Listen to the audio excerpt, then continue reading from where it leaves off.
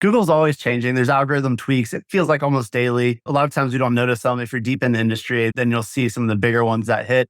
But advisors are starting to realize that. And the important thing there is the outside financial industry, everyone's behaviors and expectations of what it's like to interact with a business of any kind or buy things or work with anyone is coming to the financial industry, and it has been for years. So you can go to Amazon.com, look for a coffee maker, see 1,000 coffee makers, 5,000 reviews, 1 to 5 star, everything filled out, full reviews, amazing pictures.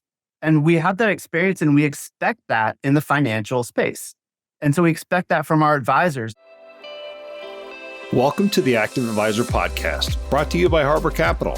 Join us as we learn from pros who have helped thousands of investors live better lives. I'm Brian Moore, and I'll be chatting with some of the brightest minds in the financial advisory business, bringing you insights on practice management and investment research that works for advisors and their clients. Joining me today on this episode of the Active Advisor Podcast is Matt Kress.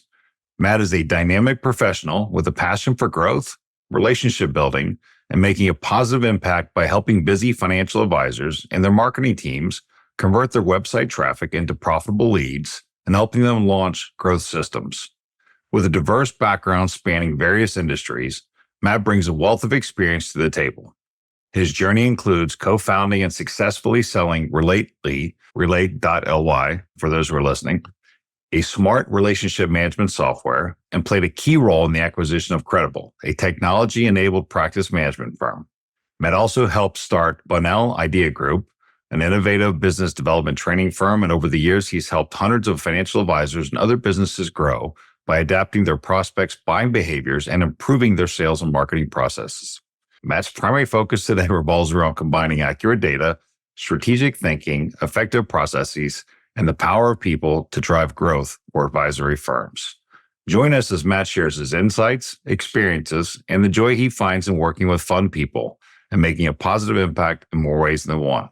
Welcome, Matt, and thank you for joining us. Thanks for having me. I'm excited to be here. It's great to finally get you on. I know for all of the listeners out there and people watching on YouTube, Matt and I had the privilege actually on my part, to work with Matt at a former place. So I've seen firsthand what he can do, when looking at advisors' portfolio. I guess when I say portfolio, I mean visual, whether it be social media and their websites. So really looking forward to kind of getting you to share some of your knowledge and insights today, Matt. Absolutely. I'm looking forward to it. Now, I've got to start because what some people may not know about you and they may not know, I don't believe it's actually even mentioned on your LinkedIn, is that you're big into playing adventure sports. Would love to hear which one you're into these days and how long you've been into it and, what your pursuits are. Yeah. It's always fun. I love the questions that aren't just, give me a chronological background of what you've done. So right now I'm really big into obstacle course racing and running. I actually met my wife through, people know Spartan, kind of obstacle course races. I've met my wife through doing that, and I've competed in different events around the US. I went and did the European Championships in the Alps in Italy. So a few years back. So that was a lot of fun. I have background in like these weird sports. I played ultimate frisbee, for anyone who might know that, at a really competitive level around the world. And I played professional paintball. A lot of people didn't know it exists, but it's really expensive to play paintball. And we were sponsored. I played out of a team in Atlanta and LA, but that was a long time ago now. So yeah, I've done a lot of different weird things now with everything going on, just trying to run and do obstacle course races when I can. The Spartan events, it's funny. I follow Joe on social media and he's quite a motivator, but definitely I think, one of the things he brings to it is this kind of this engaging personality. And speaking about social media presence, he's all over it. Typically here on the Active Advisor, we like to start, the episode with one question. What's the first memory you have related to money or investing?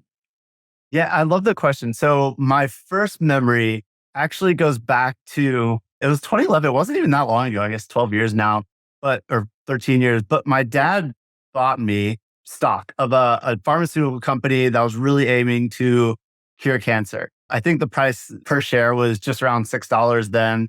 It was just thousands of dollars in the stock for my sister and myself. And we watched it go. We watched it rise, watched reports, always followed the research, everything over $100 a share at near its peak. And then we watched it drop, fall. And it was one of those things where I was like, oh, it's always going to come back.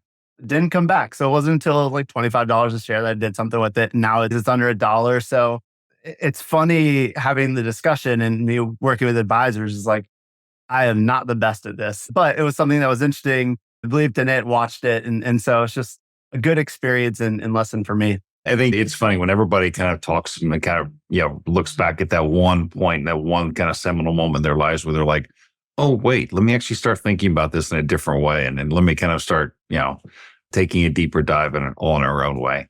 So it really kind of becomes, interesting to hear that story. And you find that there's probably some nugget there, at least in talking to other advisors and guests on the podcast, that really kind of that theme carries through.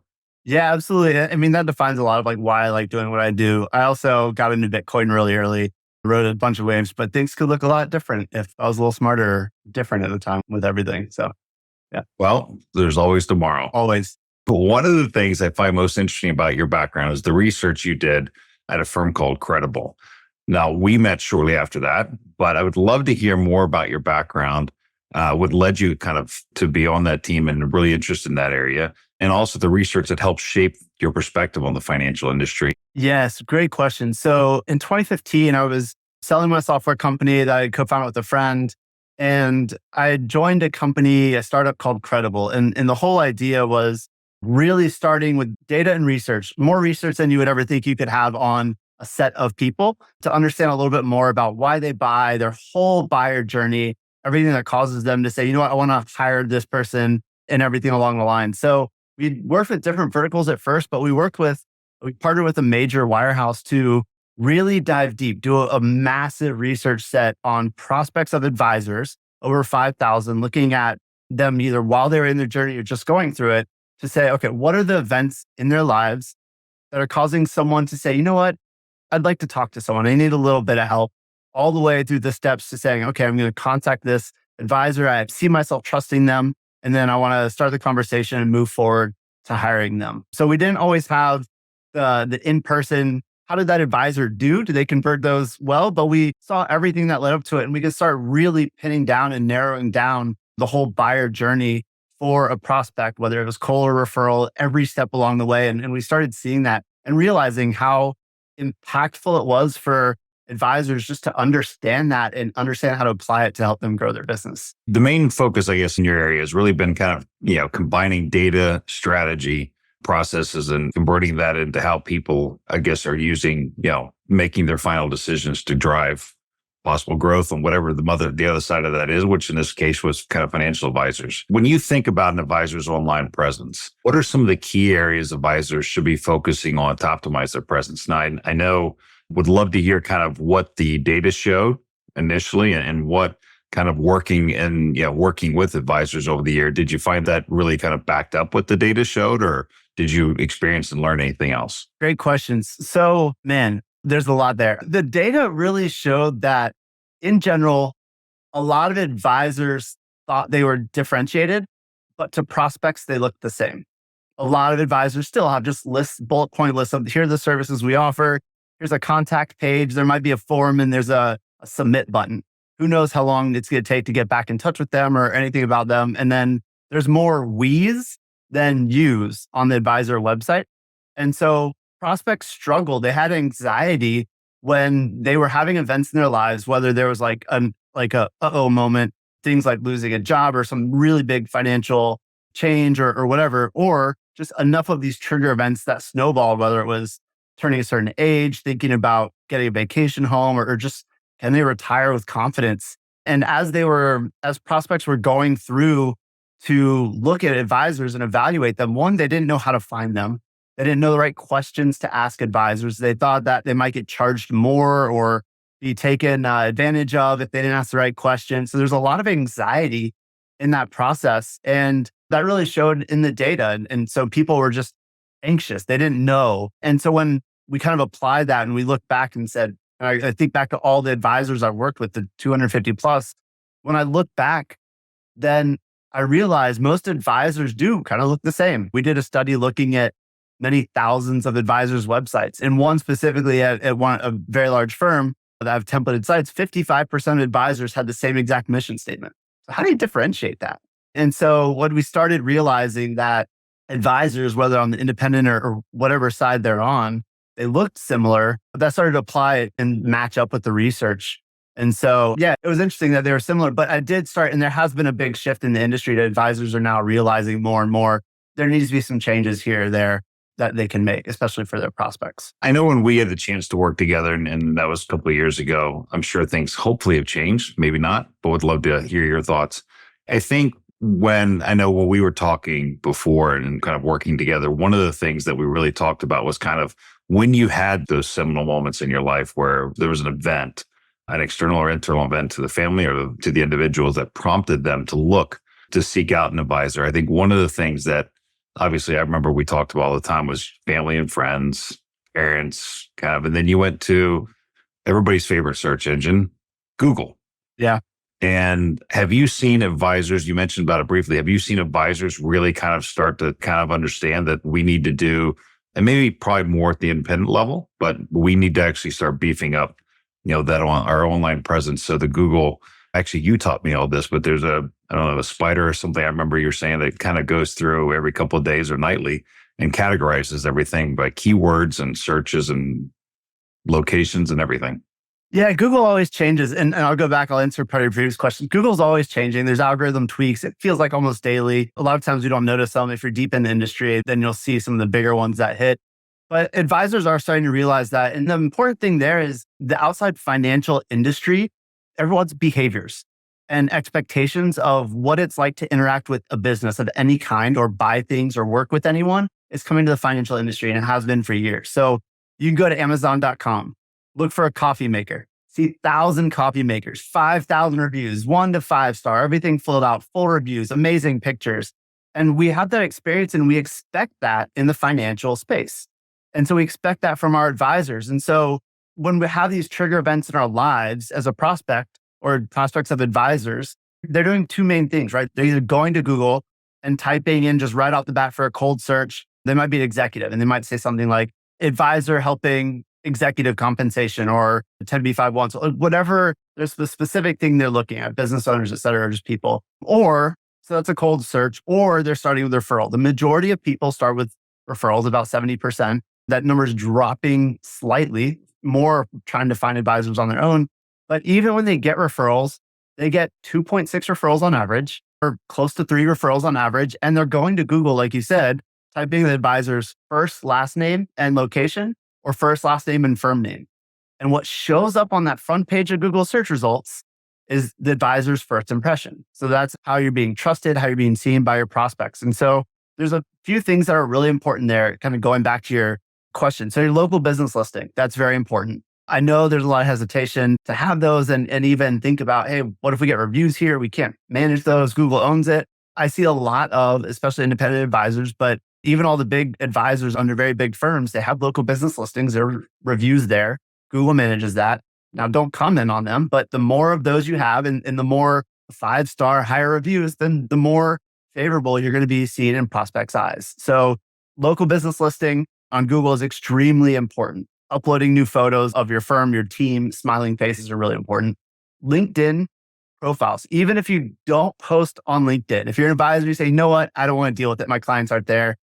What shows up on Google search results, content that you control, there's a LinkedIn profile generally for every advisor that shows up, and it's yours. So you get to put it there. And Twitter, I'm seeing that here and there, a little less now, or X.com, like that's still there. So you control that content and you can paint yourself in a favorable light to your prospects using that. And obviously like your website and then other validation, third-party validation and trust building sites can show up as well. Bad things also can show up as well. So you want to own as much of that content that you can to try and push anything that potentially is neutral or negative off that front page. No, that's an excellent point. And I think, you highlighted it very nicely and kind of once you survive, pass that first step, i.e. they click on your website. Would love to kind of hear from you. You mentioned earlier that 55% of advisors at this firm you were looking at all had the same mission statement. I'm assuming that also means they had a higher propensity for having the same, landing page. Would love to hear from you kind of what are, 3 things, not only from your research, but also from yourself when you were looking 12 years ago to talk to an advisor that you believe are must-haves, that advisors really need to add to their website and that they tend to overlook? That's a great question. I love it. I would say, so first off, The single most important thing I would recommend any advisory firm having on their website is a process page or working with us page, however you want to call it, a get started page, whatever it is. But it needs to be in a step by step format that talks about what are the steps of becoming a client. And then what do I expect? What can a prospect expect going forward? It could be as simple as 3 steps. It could be 5, but it could be step 1, getting to know you call, or an introductory consultation, or a second opinion, whatever you want to call it. And then bullet point out, here's some things that we're going to ask. Here's some things that some prospects typically ask us. And then if it makes sense to move forward, we'll move forward. Second step, financial planning call. Third step, it could be, hey, we become a client. At whatever that looks like at whatever the advisor's level, this is how ongoing communication typically goes on. Just to give people a sense of what it's like to work together, it reduces a lot of anxiety that people have in that process. And it gives you a rallying cry. That first step, it allows you to put it everywhere. Put the call to action on your LinkedIn bio. Put it on the bio on your website under About You, on the homepage. It allows you to start really saying, hey, if you're interested in scheduling whatever the first step is, an introductory call or a second opinion call, do that here. And so then it allows you to just start asking for that next step in the process to help people get a better understanding of what it is, the value they get out of it. And it's a lot easier from just behavioral science to take a small jump, a small step forward, work together a little big step forward, work together a little bit, financial plan, a little bigger step forward, become a full client, right? Than it is to go from nothing all the way to becoming a full client. And so you just want to really add that value step by step and really focus on not the whole picture, but just what is that first next step I want someone to do, and be very clear about that. So that's a lot. But the first thing, process page. The second thing on a website is having some way to create a distribution list, email list, add value some way, whether it's sign up for a webinar, download this ebook we put together that also is sold on Amazon, whatever. Like, create some sort of distribution list however you can. You never know when someone's going to turn into a prospect and want to contact you. It could take months or years. 77% of the prospects took between 1 week and 6 months to even contact an advisor. So you want to stay top of mind. And then the third thing on the website is just convert a lot of your current messaging from we to you. So focus more on your prospects. Don't say at XYZ Capital or at Kress Capital, we do this, we do this, we do this. Focus on what the prospect can get out of working with you, whether it's just feeling more safe and secure in retirement, whatever it is, focus on that outcome and then be that bridge from where they're currently at to getting to the outcome. Now, did you find that, I guess, a lot of advisors, it's interesting. I think we both talked to probably a good amount over our careers. You find some that are really kind of generalists, and then you find some that kind of focus on a specific niche. I know when I was down in Texas, you definitely had a lot of people going after oil executives or people that worked at oil companies. Did you find that helped as well? I mean, really kind of saying this is what, or even doctors, this is what, when you're looking at that process page, also letting whoever it is that's doing the research on you know that this is kind of what I specialize in. I think this is, what we've seen in this day and age is the specialization is getting larger and larger. Not that everybody specializes in everything, but like more and more people are actually getting, their focus kind of on a more granular level. Absolutely. And I would say it's a lot of people shy away from it. And a lot of advisors I've talked to are scared to narrow down, specialize. But it's incredible once you do that, because the more specific you could be to the types of people you work with and help and their situations, then the more those people are going to say, you get me. I want this advisor. As they're like researching, evaluating, this person gets me, they understand me. I could see myself working with them, especially when you think about if they say, hey, we work with successful executives or busy executives to do XYZ, then your mind starts going down this indirect path of, okay, if they've been in business for a while, they've been an advisor for a while, they work with executives, they say they do. That means executives are kind of happy with them if they keep working with them. So if they're happy, that means they've done well for them, et cetera. And so that just kind of goes down this path of helping people say, okay, this person is right for me. I have worked with advisory firms who made the switch from general to specific. So there's one who was a naval nuclear engineer. On his website today, he was very broad in general. And I remember we had a conversation and he was all in. He was like, okay, I'm all in. He made the switch to saying, you know what? I forgot the exact wording on his website. Made the switch to saying, I'm a financial advisor for, I think it was just specifically nuclear engineers. he started getting referrals from around the US because people saw that and said, oh, someone I worked with or I was served with or whatever, they started referring to this person just based on him saying, I work with these types of people versus a very generic statement. So the more specific you can be, I mean, now he's just growing really well, but the more specific you could be as an advisor, I'd say that is something that's great. And the worst case, if you try and narrow down a little too much, just change your website in 3 months and try it again or try something else or try a different messaging. So there's ways that you can test it as well without worrying about, is your practice going to end, right? Like that's not going to happen. Well, I think we've talked a lot about websites, but you mentioned also earlier on LinkedIn. I think we did talk about that briefly. And I know when we worked together, you had us do a lot of things to our LinkedIn. And I think one of the things that advisors are always trying to look for ways to do is to add value to their clients and prospects through content. I think LinkedIn is probably one of the easier ways to add value, whether you can post, whether you're doing something, whether it's hosting an event or kind of, where you're going to be at. Would love to hear kind of some thoughts around LinkedIn, and would love to hear if you could walk us through what you call the 5 whys exercise and how advisors can use this approach to add value to the prospects. Sure. I'm going to put you on the spot with that one, but we'll get there. It'll be a fun little. Oh boy. Well, just remember anything that I did to my LinkedIn, you probably had a hand in it, Matt. So I'm just going to blame you if anything goes wrong. I'm just kidding. Yeah, fair. So yeah, LinkedIn, there's very specific things. There's a lot of research. We tested a lot of headshots, split tested things. But the most important thing is make sure your pupils are visible on headshots. Crop it right at the shoulders, right above the head, and try and minimize any distractions in the background.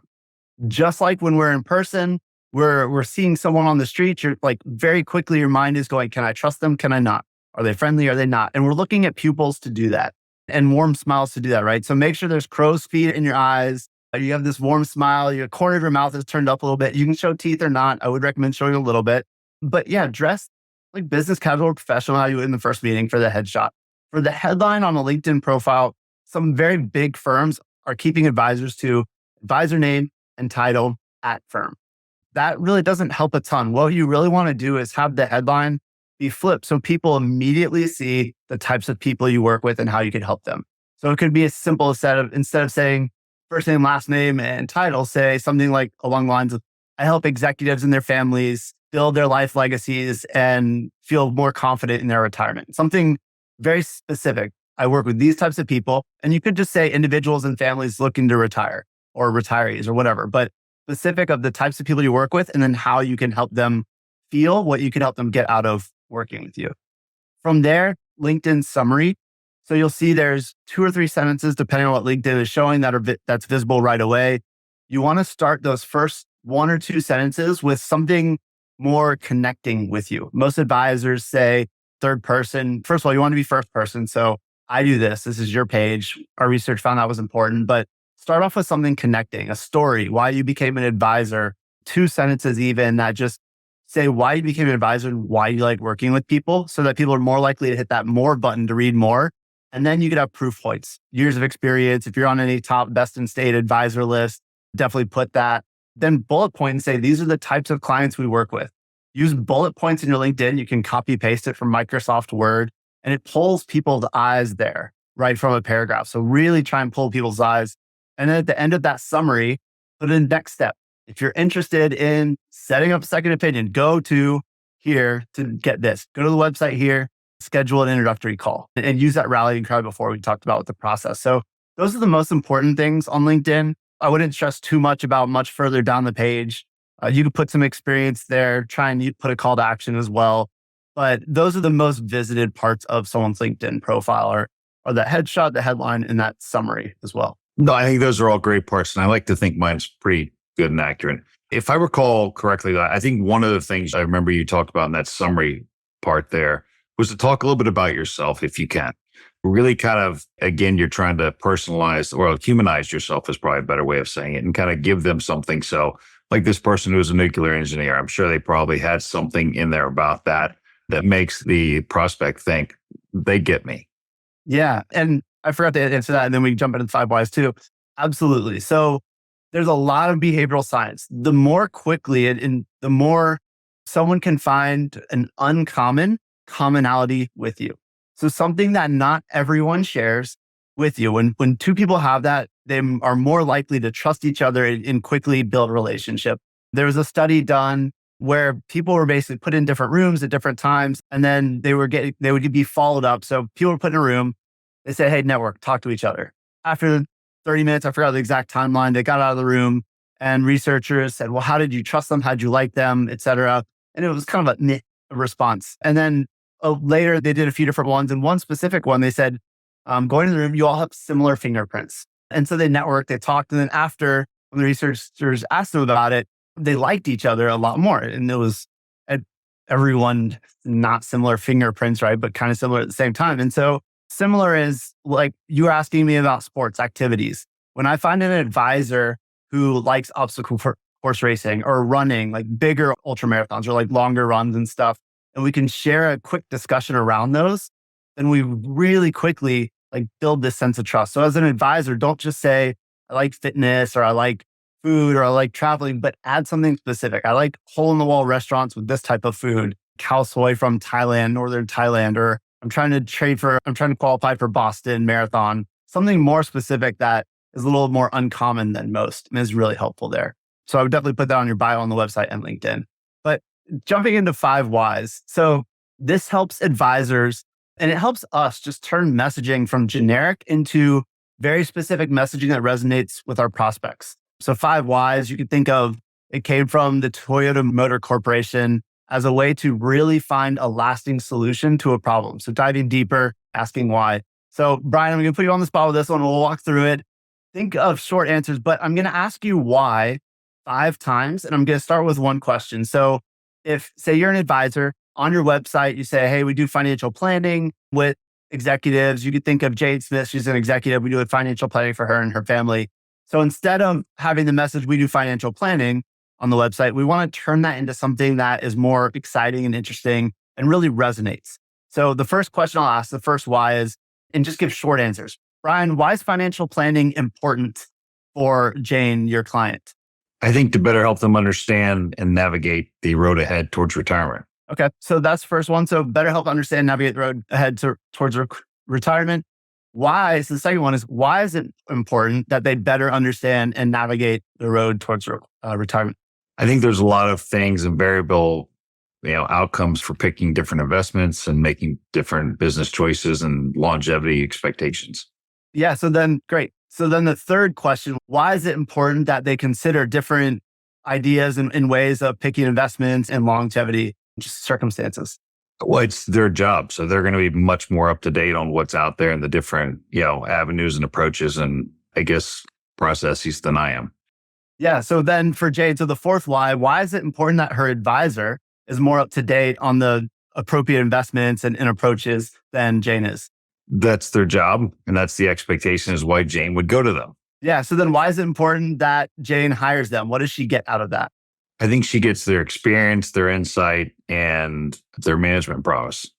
Yeah. So this is good. So we started with 5 whys. Typically it didn't quite work exactly how we want, but typically what happens is we dive a little bit deeper. We start getting a feeling of, and I didn't word the questions probably exactly correctly, but you start getting a feeling of what Jane gets out of it. So generally dive deeper into that emotional response. So things like a lot of it, what are answers I would hear from advisors are things like, why is financial planning important to Jane? So she understands more about the roadmap, investments, et cetera. Well, then why is that important to her? So she doesn't have to be making these active decisions all the time. Well, why is it important she doesn't make these active decisions? So she can feel more confident and enjoy her life with her kids and family. So thinking of those 5 whys, like you want to go to the last few answers that you gave.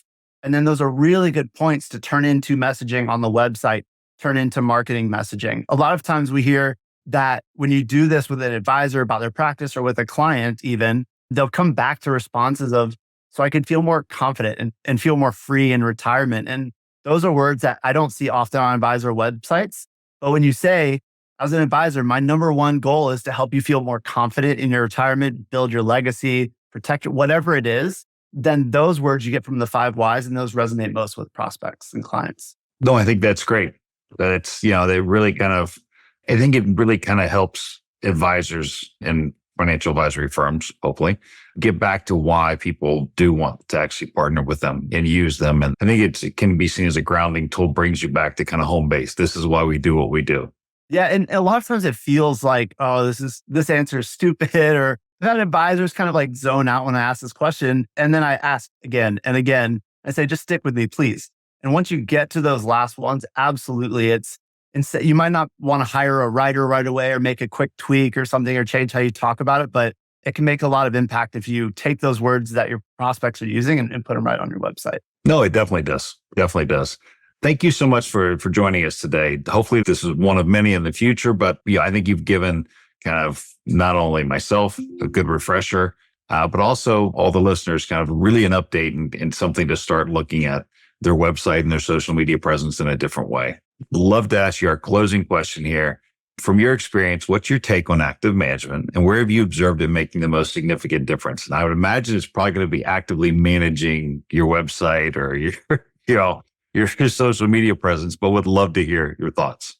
My first thought, active management, not for me. I am not good at it. Someone else do it for me, please. But taking it to the website and the social media approach, think about where your clients are at. Don't try and do everything. If I was an advisor today starting a practice, I would actively be thinking about doing one webinar every month or every quarter and just trying to drive prospects and referrals to that.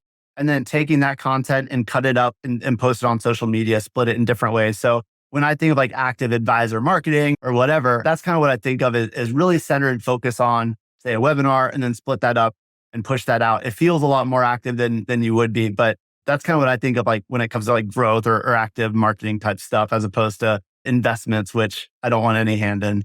No, that's great. That's awesome. And that's great advice. Love to hear how people can find you, because I'm sure there's going to be a bunch.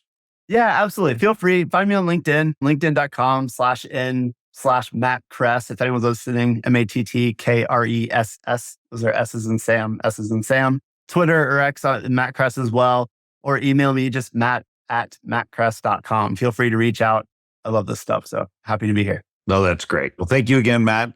And now we get to move on to my favorite part of the show, which is 60 Seconds with Matt Kress. Let me know when you're ready. Love it. I'm ready. Nickname. Kress or Matt Kress. Hobby. Obstacle course racing. Hidden talent. Played professional paintball. How many countries have you traveled to? Probably like 13 or 14 now. Next destination on your travel list. Over the Azores in Portugal. Best professional advice you've received. Enjoy the people you work with. If you have a boss, make sure that you respect them. Like they're a big mentor of yours and you're always learning from them, but always surround yourself with smart people with where you work. If you could eat only one food for the rest of your life, what would it be? Khao soy from northern Thailand. What's one question you think all clients should ask their financial advisor? Why do you do what you do? Understand more about what makes them excited and gets them passionate about their work. Most rewarding part of your job? I just love helping people achieve their business goals and grow. Favorite way to get active? Whatever feels like play. I love running with my wife and friends or chasing around my kid. Anything that feels like play.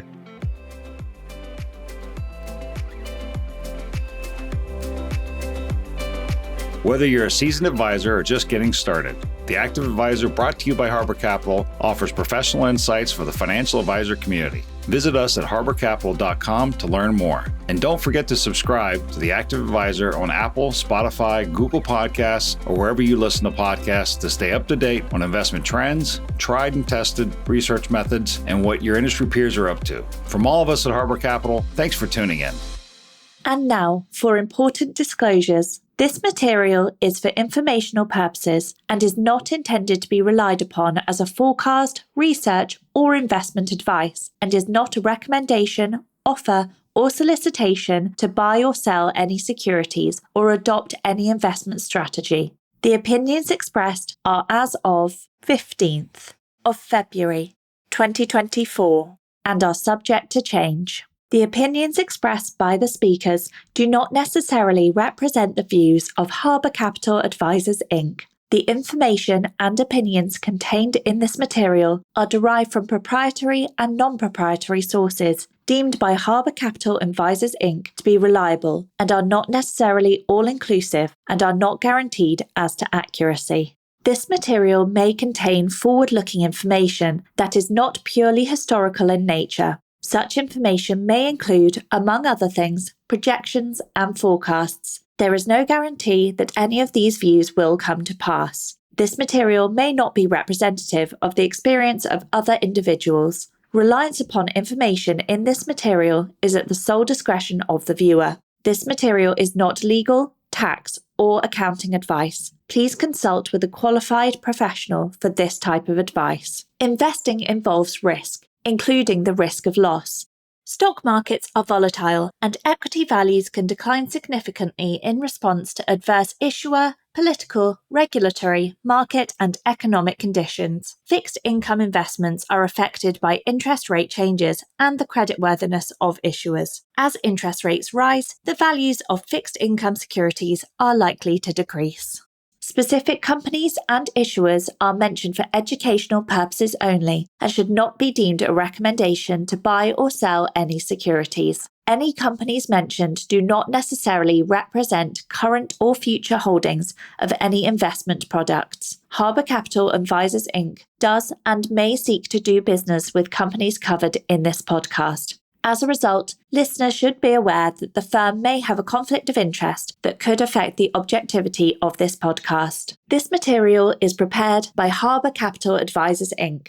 All trademarks or product names mentioned herein are the property of their respective owners. Copyright 2023 Harbor Capital Advisors Inc. All rights reserved.